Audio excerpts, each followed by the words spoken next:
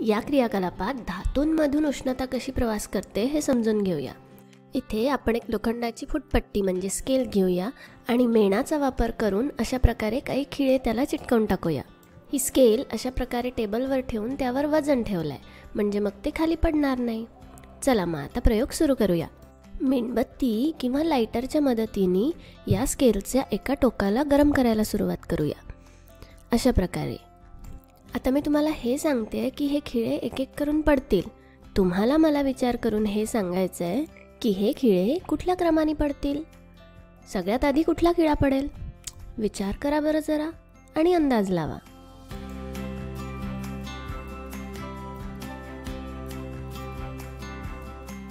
लक्ष देऊन व्हिडिओ बघताय ना। आणि पहा इथे आपला सगळ्यात पहिला खिळा पडलाय। ज्योतीच्या सगळ्यात जवळचा खिळा सगळ्यात आधी खाली पडला। आता अजून थोडा वेळ गरम करून पाहू।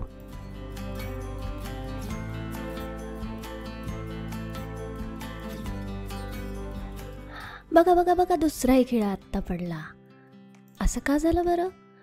सगळ्यात आधी ज्योतीच्या सगळ्यात जवळचा खिळा पडला, नंतर त्याच्यानंतरचा खिळा पडला। आता अजून तसंच तापवत राहिलो तर हाही खिळा पडेल। असं का झालं असेल बरं? जरा वेळ व्हिडिओ थांबवा आणि विचार करा। बरं मग आता ऐका, याच क्रमाने खिळे का बरं खाली पडतात आहे हे समजून घेऊया।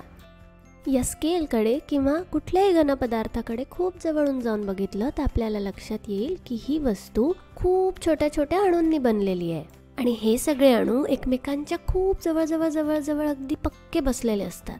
आता यावरच्या चित्रात ते तसे नाही दिसत आहेत, पण ते फार जवळजवळ पक्के बांधलेले असतात। आता जेव्हा आपण या स्केलचं एक टोक गरम करतो तेव्हा त्या भागातल्या अणूंना या उष्णतेमुळे ऊर्जा मिळते आणि त्यांचं कंपन व्हायला लागतं।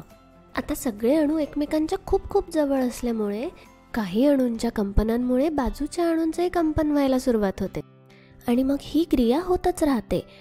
कंपनांद्वारे एका अणूतून दुसऱ्या अणूकडे ऊर्जा पाठविली जाते आणि हे तोवर होत राहतं जोवर आपण त्या स्केलला उष्णता पुरवतो। अशा प्रकारे अणूंच्या कंपनातून उष्णता सगळीकडे पसरते। बरं तुम्ही कानगोष्टी खेळले असाल ना, त्याला कानसोपीचा खेळ सुद्धा म्हणतात। एकाने दुसऱ्याच्या कानात हळूच निरोप सांगायचा, त्याने तो पुढच्याला सांगायचा आणि अशा प्रकारे प्रत्येकाला निरोप मिळाला पाहिजे।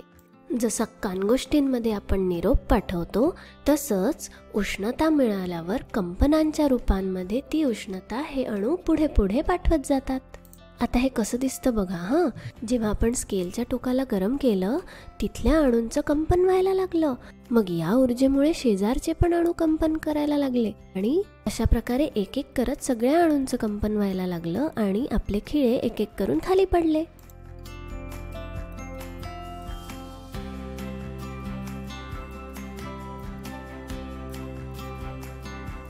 पदार्थाच्या उष्ण भागाकडून थंड भागाकडे होणाऱ्या उष्णतेच्या संक्रमणाला उष्णतेचे वहन किंवा कंडक्शन असं म्हणतात आणि वहन हे घन पदार्थांमध्ये बघायला मिळतं। आता वहनाचं आपल्याला सगळ्यांना माहिती असलेलं सोपं उदाहरण म्हणजे इस्त्री। जेव्हा आपण कापडावरून गरम इस्त्री फिरवतो तेव्हा त्या कापडातल्या अणूंचं कंपन होतं आणि मग त्यातल्या सुरकुत्या निघून जातात। आता वहनाचं अजून एखादं उदाहरण सांगायचं म्हणजे स्वयंपाक करताना जर आपण एखाद्या गरम भांड्यामध्ये स्टीलचा किंवा कुठल्याही धातूचा चमचा ठेवून दिला तर थोड्या वेळाने तो चमचा गरम होऊन जातो आणि आपल्या हाताला चटका बसू शकतो, कारण इथेही चमच्याचा खालचा भाग जो गरम पाण्यामध्ये आहे त्यातली उष्णता हळूहळू वरच्या भागात यायला लागते आणि आपण जिथे चमचा धरतो तो भाग सुद्धा गरम होऊन जातो आणि हे सुद्धा वहनामुळेच होतं म्हणजे कंडक्शनमुळे होतं। मग आता वहनाचे अजून काही उदाहरणं तुम्हाला आठवत आहेत का?